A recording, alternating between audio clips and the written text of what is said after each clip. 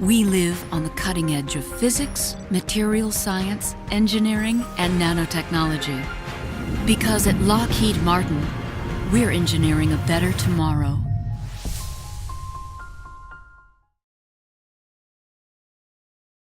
Good morning, everybody. How you doing out there? Good morning. It is a privilege to be here, a real privilege to be at an event where we're focusing on science, right? Because the creation of data is the opportunity to create an unlimited horizon for the planet, whether it's about the health of people or the health of the very planet that we live on. And that's the work that we're focused on. And I want to thank, obviously Larry Bach for putting this all together.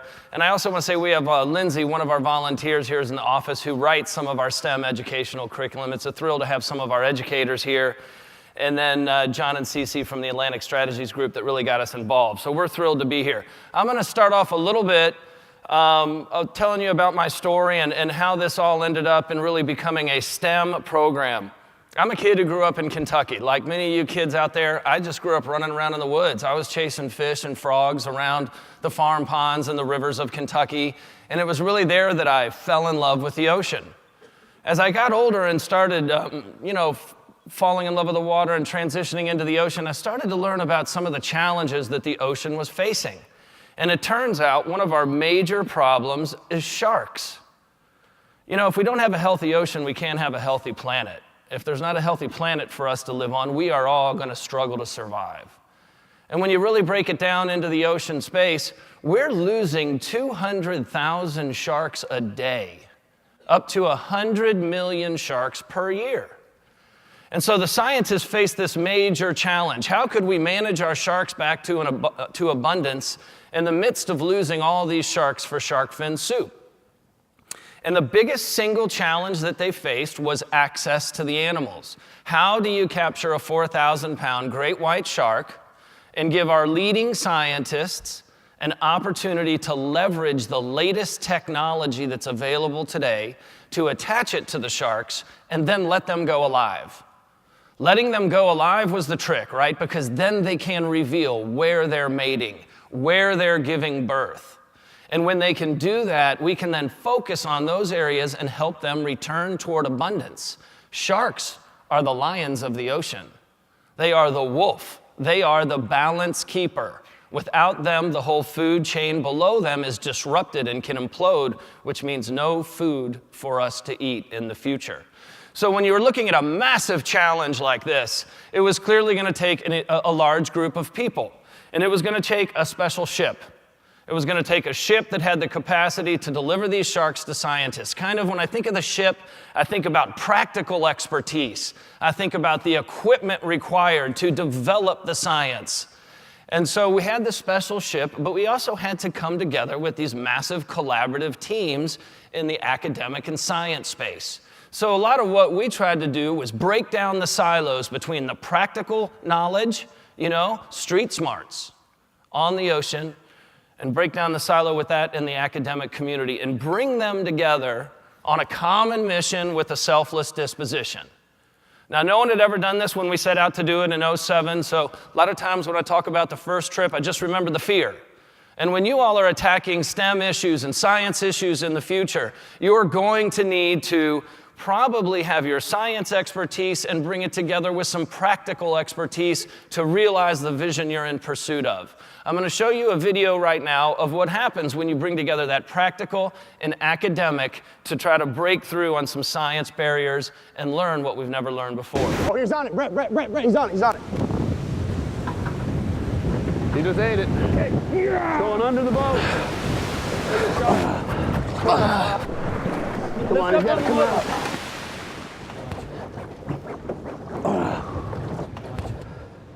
Not bored anymore.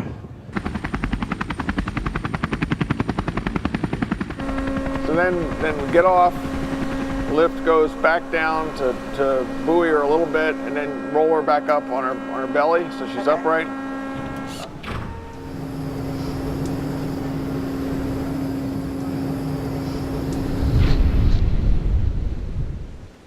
Let me know if she's coming across or if I got to bug She out. looks good, she looks good, just come straight. You're good. It's too good. It's too good. Give one. Coming through. Perfect. Come on up. Come on up. Stop right there. There it is. Up. Come good. Up. Make sure you can get that thing in her face, that hose. You got that? I'll take the checklist there, Brandon. Total length. 14 feet total. 14-foot female shark. Scalpel or scissors? Yeah. We've already got the parasites unless we need more. 11 and a half minutes. Spot tag, accelerometer next. All right, we got the accelerometers going on now. We're good, we're good. Spot's on. All right, when they're ready, I'll come in. We got Scomal is getting blood. Great job, Scomal. We need a PSAT and a muscle plug. All right, when they're ready, I'll come in. All right, beautiful, beautiful. I mean, she looks very placid. She looks great. Her color's great. Water flow's good. The shark, the first one in history tagged off Florida like this, is named Lydia Moss. She is the founder of Bradley, a university in Peoria, Illinois, a wonderful friend of Caterpillar. Lydia. Yeah, Lydia! Do your thing, big girl! She's coming back around, Brad. She's fine, leave her be. She'll swim right out the back. That's it. Yeah, Lydia! Yeah, Can you believe it? Unbelievable. Woo! Jacksonville, Florida, white shark. Well, you can tell we were pretty, everybody said that was impossible. There were no mature white sharks in northeastern Florida, but we tagged a shark named Mary Lee up in Cape Cod in the fall of 2012, and she led us to Jacksonville to northeastern Florida and said, there's no big mature white sharks there. It's impossible for you to go down there and do that. Don't ever, nothing is impossible. Nothing is impossible as you push forward in your lives. You're going to have white sharks in your lives, things that seem impossible, but you just keep inching forward, right? And then what seemed impossible is suddenly before you because an inch is a cinch, a yard is hard. Just keep inching forward. So what did Lydia do? What was the value of that? This is just one of the data sets. It's all about the creation of new data. It's all about new data to manage things toward abundance, right? We have to chase data. Lydia swam 35,000 miles in the first 2 years we tracked her. This was just one of the data sets. You saw us get blood. That blood helps us understand hormone levels so we can determine if they're reproductively ripe.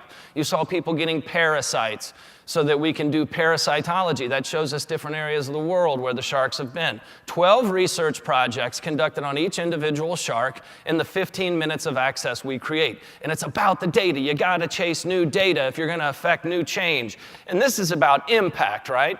This is just North and South America along with Africa and our work there and the new data sets that have been created from our work there. All of these tracks, within these tracks are the mating sites and the birthing sites of our great white sharks. And they had multiple year complex migratory patterns that we're just beginning to figure out now. So we broke down the silos between the practical and the academic to create that common vision for our grandchildren, for the future of the ocean and the sharks. But we're chasing impact. Impact is blue chip substance plus global scale for us, right? You gotta pioneer the work and the science, but you gotta share it with the world so that we have the will to create the change that's required. So we began to open source the tracking.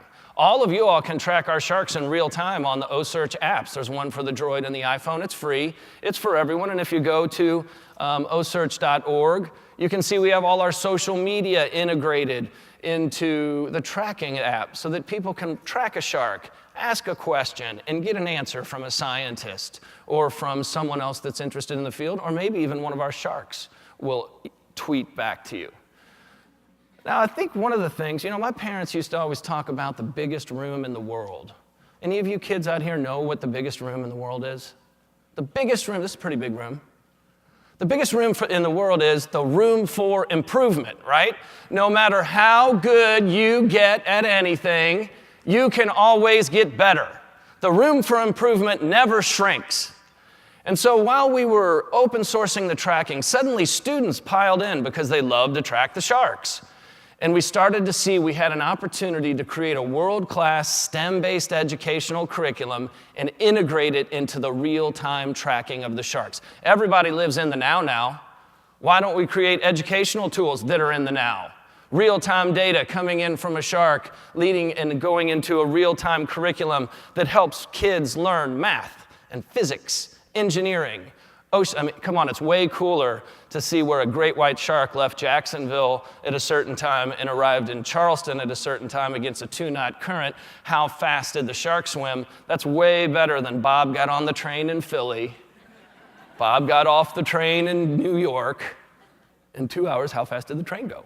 You know, so real-time data, open sourced into dynamic STEM curriculums to make education in the now and relevant, and we're thrilled to say it's available now in the English and metric system in 256 languages around the world, and tens of millions of students have open, free access to it.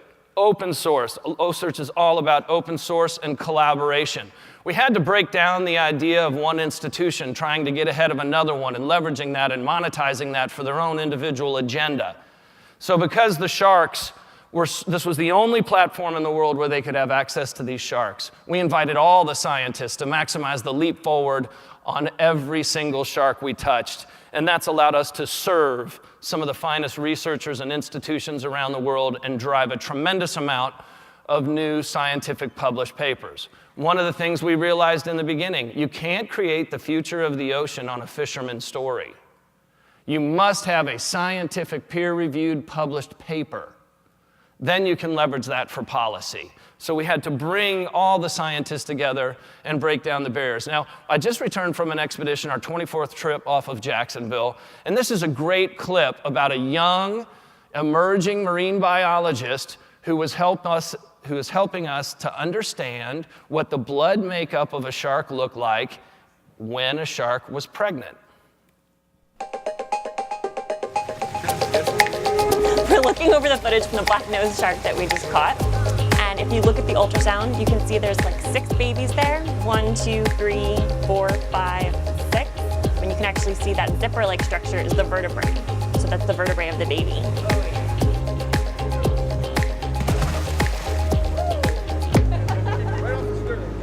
So now what do we have, right? We have the scientist receiving a shark from the fisherman. She's able to ultrasound 6 pups in that shark, a black-nosed shark. And we're also able to get a blood sample. So what happens when you're in the science space, when you can get those 2 things? You create a ground truth, right? Now anyone who gets a blood sample from a black-nosed shark can just get a blood sample and test it against that sample that we knew that came from a pregnant shark and determine whether or not the shark that they're working on is pregnant, even if they don't have an ultrasound or sonogram machine. Super powerful to see that leap forward in science, made possible by the practical knowledge of someone who is willing to fish for the future. You know, I don't think of catching a shark as necessarily fun. It's the reward that I get at the end when it comes out healthy. I can enjoy it for a few minutes, be proud of what we've done together as a team. And then about 3 minutes later, start thinking about how to catch the next one.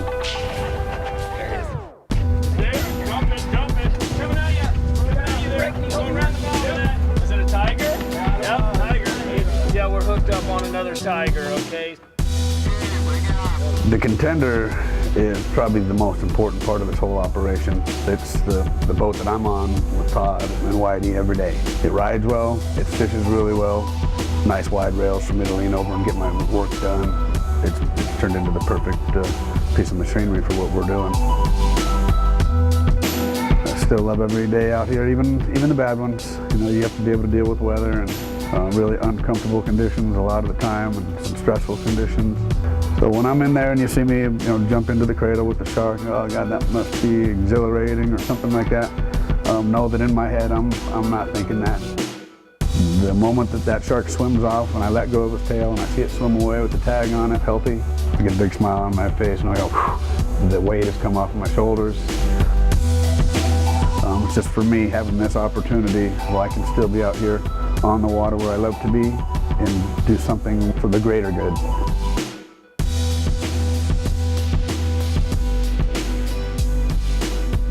So it's about bringing all of these different components together. You know, and when you look at some of the tools we use to try to pioneer this work, some of them are some of the most advanced tags in the world. You see in the top of this picture, you see different types of spot tags. We're using accelerometers like you see that's in your phone. When you rotate your phone, it rotates the imagery.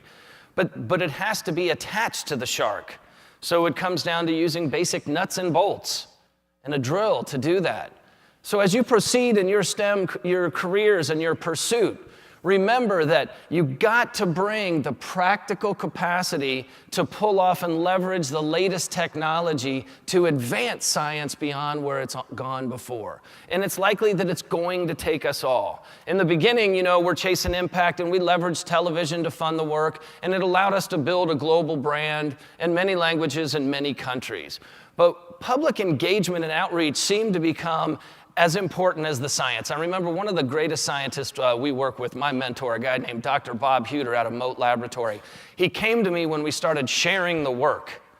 And he said, Chris, I'm not sure what's more important, the fundamental data we're creating to manage toward abundance, or the fact that we're sharing it so that we can shift the tone of the conversation around sharks so people have an understanding of why they're important, and without an ocean full of sharks, there will be no fish for our children to eat. So open sourcing your work and sharing it, right? Blue chip substance plus global scale equals impact, one without the other. And you are either a beautiful tree in the forest that falls that no one hears, or you have tremendous scale with no substance, which doesn't allow you to push the needle on policy. So it's all about creating mobile content. It's all, you know, we live in an era where content is king. So when you're creating content around your work to share it, it's important that it has a message and it has the ability to travel. So we make content now and we open source everything because we're funded by socially responsible companies that allow us to give everything away. And the more good we do, the more scale we create. When we tag a white shark like Mary Lee or Catherine or Lydia and they travel up and down the coast, when they ping in, the whole world can follow that and they become these organic triggers for a conversation about ocean conservation and about why sharks are important. And it's turned into this amazing network effect. So when you think about STEM, right, we're leveraging STEM and the latest technology to pioneer the fundamental data to create a future for the ocean. We're leveraging the era of technology and connectivity to share that with the world at radical scale so we can turn a research project into a global ocean movement. And I think, you know, Mary Lee upsets me. Mary Lee is a 4,000-pound white shark we tagged off of Cape Cod in August. She has 91,000 Twitter followers.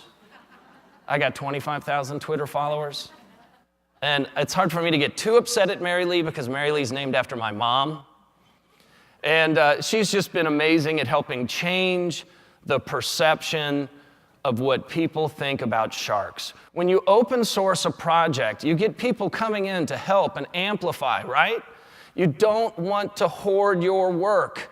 If I could just get ahead of everyone else, then I can monetize that for myself. That is not the way of the future.